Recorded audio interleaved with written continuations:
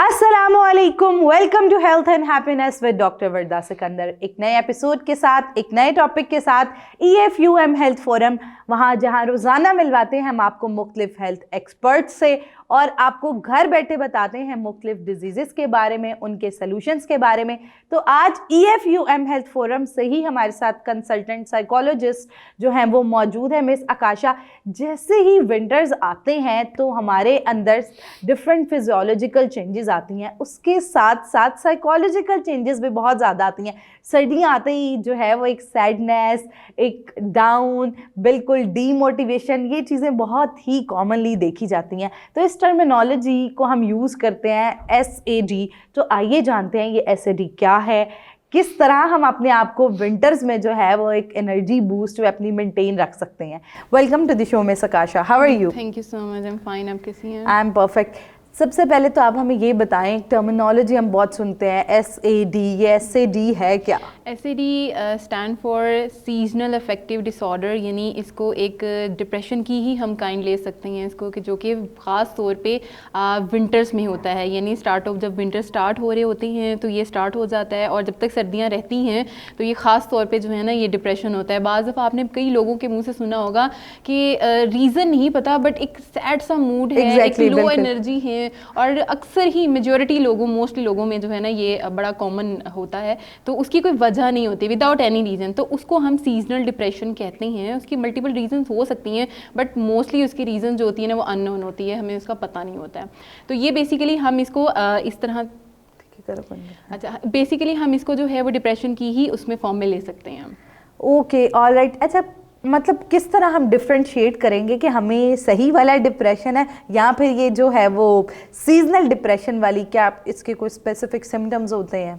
अच्छा, पहली बात तो ये कि डिप्रेशन होता है, ठीक है। अब उसमें ये है कि सिम्टम्स की इंटेंसिटी ऊपर नीचे हो सकती है, बिकॉज हमें उसकी रीजंस नहीं इतनी आइडेंटिफाई होती है। सो हम, लेकिन उसमें भी सेम वही चीज़ें होती हैं कि आपका बहुत ज़्यादा लो मूड रहता है, सैडनेस सी एक होती है, फिर आपकी कंसंट्रेशन नहीं रहती है, और इसमें ज़्यादातर आप ये ओवर स्लीपिंग होती है। बिकॉज जब हम डिप्रेशन यानी हम MDD की बात करते हैं, जो कि मेजर डिप्रेसिव डिसऑर्डर होता है, जब हम उसकी बात करते हैं तो इसमें स्लीप जो है वो आपकी डिस्टर्ब ज़रूर होती है, लेकिन उसमें मोस्ट ऑफ द जो क्लाइंट्स होते हैं उनकी स्लीप जो है ना वो लैक ऑफ स्लीप होती है, यानी उन्हें स्लीप डिस्टर्बेंस हो रही थी, वो सो नहीं पाते। इंसोम्निया की शिकायत उनको ज़्यादा होती है। लेकिन यहाँ पर ज़्यादा सोने की होती है कि दिल चाहता है कि हर वक्त बस एक लेजीनेस हो, सोते रहें, और नींद आ रही होती है, और उसके साथ साथ एपेटाइट जो है वो भी बहुत ज़्यादा हाई होती है, जिसकी वजह से वेट गेन होता है। अक्सर लोगों का सर्दियों में वेट गेन होता है क्योंकि वो डाइट बहुत ज़्यादा इंटेक कर रहे होते हैं। और उसकी एक वजह ये भी है कि जब आपको सीजनल डिप्रेशन हो रहा होता है या जब आप लो मूड में होती हैं तो आप बहुत ज़्यादा खाना शुरू हो जाते हैं। तो सर्दियों में अक्सर भूख भी लग रही होती है, और आप ऐसी कैलोरीज वाले जो है वो डाइट ले रहे होते हैं जिससे आपका वेट ऑटोमेटिकली गेन होता है। फिर वो एक अलग डिप्रेशन आपका, जब आपको होश आती है कि वेट भी अब जो है वो उसमें ज़्यादा है। फिर उसके साथ साथ ये है कि आपका किसी भी एक्टिविटी में, जो आपकी डेली एक्टिविटी है, उसमें आपका इंटरेस्ट बहुत ज़्यादा कम हो जाता है। ना आपका जॉब पे जाने को दिल करता है, ना आपका किसी से मिलने को दिल कर रहा होता है, ना आपका अगर रिलेशनशिप्स हैं या फैमिली है या जो भी है, तो आपका किसी तरीके से इंगेजमेंट को दिल नहीं कर रहा होता कि आप इंगेज हों किसी भी तरह से एक्टिविटीज़ में। तो वो जो पॉजिटिविटी आपके एटमॉस्फेयर में रहती है ना, वो कहीं ख़त्म हो जाती है। आप हर चीज़ को बहुत ज़्यादा सेंसिटिव हो जाते हैं, मतलब बहुत ज़्यादा आप चीज़ों को लेते हैं कि या तो नेगेटिव ले रहे होते हैं, छोटी छोटी चीज़ों के लिए बहुत सेंसिटिव हो गए हैं आप। थोड़ा सा कोई स्ट्रेस भी आ गया है तो आपके अंदर वो पावर, वो एनर्जी, वो जो एक होती है ना मोटिवेशन होती है स्ट्रेस को ख़त्म करने की, अपने चैलेंजिंग से लाइफ के जो हैं उनको लड़ने की, वो जो है वो ख़त्म हो जाती है। तो बंदा बिल्कुल जो है ना वो लो एनर्जी के साथ, जो है ना लैक ऑफ मोटिवेशन के साथ, बंदा बस ऐसे ही होता है कि बस ये कि वक्त गुजर जाए किसी तरीके से।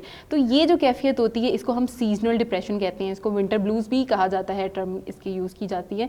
तो जो कि स्पेशली जो है वो विंटर जो है वो हमारे सीजन में होते हैं। तो सीजनल डिप्रेशन यानी जो सीजन वाइज होती हैं, सीजन के साथ साथ होती हैं।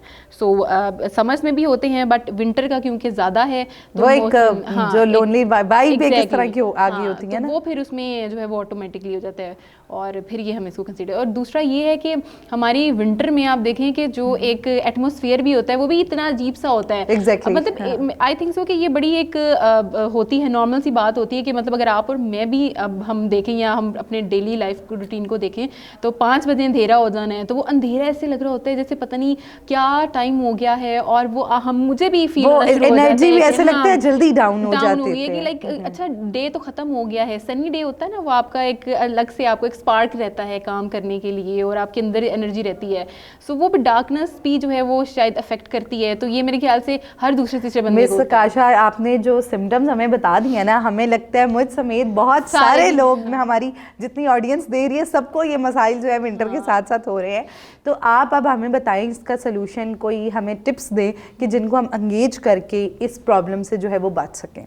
अच्छा, ऐसा है कि सबसे पहले तो ये है कि आपने किसी भी तरीके से इस चीज़ को नहीं नेगेटिव आपने लेना है कि पता नहीं क्या हो गया है, सीजनल डिप्रेशन पता नहीं क्या होता है और हमें ही क्यों हो रहे हैं।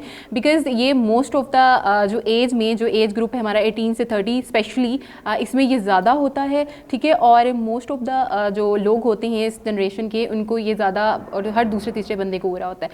तो जस्ट बी पॉजिटिव, अपने आप को पॉजिटिव रखें और अपनी एक्टिविटीज़ कभी भी मत छोड़ें। मतलब लाइक अगर आप कोई फिजिकल एक्टिविटीज़ करें, हम सर्दियों में क्योंकि लेजीनेस इतनी ज़्यादा होती है, हम सबसे पहले तो अपनी फिजिकल एनर्जी जो सी है ना, एक्सरसाइजेस वगैरह वो सब हम ड्रॉप आउट कर देते हैं क्योंकि हमारे अंदर हिम्मत ही नहीं होती। तो कभी भी ये चीज़ ना करें। आप जिम कर रहे हैं, आप वॉक कर रहे हैं, अगर आप जिम नहीं कर सकते आप घर में वॉक कर लें, किसी भी तरीके से अपनी फिजिकल एक्टिविटी को मेंटेन ज़रूर रखें। उसके अलावा आप मेडिटेशन ट्राई ज़रूर करें, अपने आप को रिलैक्स रखें, अपने आप को पीसफुल इन्वायरमेंट में कोशिश करें कि आप अपने माइंड को रिलैक्स रख सकें। उसके अलावा ये है कि आप पॉजिटिव रहें, अपनी आप को अपनी थॉट्स को खुद ब खुद चैलेंज करने की ट्राई करें। और दूसरी बात ये है कि हम जो सबसे बड़ी गलती करते हैं वो ये है कि हम बात करना छोड़ देते हैं। हर वक्त बात करते रहा करें किसी भी क्लोज फ्रेंड से, बिकॉज जब आप लोनली फील कर रहे हैं, जब आप सैड फील कर रहे हैं, तो आपके पास कोई ना कोई होता होगा, कोई क्लोज फ्रेंड या कोई भी ऐसा जिससे आप अपने दिल की बात, बिकॉज जब आपने वो फीलिंग्स शेयर कर दी ना, कैथारसिस कर दिया है, तो 50 से 60% तो ऑटोमेटिकली आपकी वो चीज़ फीलिंग उस टाइम जो है ना वो ख़त्म होना शुरू हो जाती है। और हमारा मसला ये होता है कि हम अंदर ही अंदर बात को दबाते रहते हैं, फीलिंग्स दबाते रहते हैं, इमोशंस दबाते रहते हैं, सो दैट कि वो जब फिर एकदम फिर निकलता है तो फिर डेफिनेटली वो फिर किसी बड़ी आपकी मसले की वजह फिजिकल हेल्थ पे भी बहुत इम्पैक्ट डालता है। एग्जैक्टली। तो इसलिए ये और उसके साथ साथ जो है, आप अगर कोई बहुत ज़्यादा आपको प्रॉब्लम हो रही है और आपको ऐसा लग रहा है कि आपसे चीज़ें टैकल नहीं हो रही हैं, अपने स्ट्रेस को मैनेज नहीं हो पा रहा है, तो आप किसी भी प्रोफेशनल की हेल्प को सीख कर सकते हैं। सेशंस ले लें, काउंसलिंग सेशंस ले लें। So it's not a big deal, इसमें कोई हर्ज नहीं है अगर आप अपनी सेहत के लिए जो है वो कोई स्टेप उठा लेते हैं, तो it's not a big deal. So ये ज़रूर करें इस तरह की चीज़ें।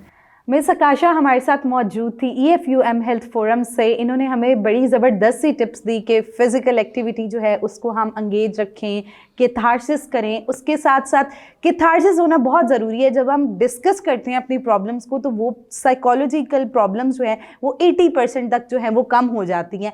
तो अगर यू हैव नो वन के आप जिसके साथ अपना डिप्रेशन, एंजाइटी, इस तरह की प्रॉब्लम्स जो है वो शेयर कर पाएँ, तो आपको चाहिए आप अपने करीबी साइकोलॉजिस्ट को कंसल्ट करें। वो आपको बड़ी ज़बरदस्त सी थेरेपीज़ होती हैं जो देते हैं, जिनसे बहुत थोड़े ही दिनों में आपके प्रॉब्लम्स जो हैं वो सॉल्यूशंस की तरफ जो है वो चले जाते हैं।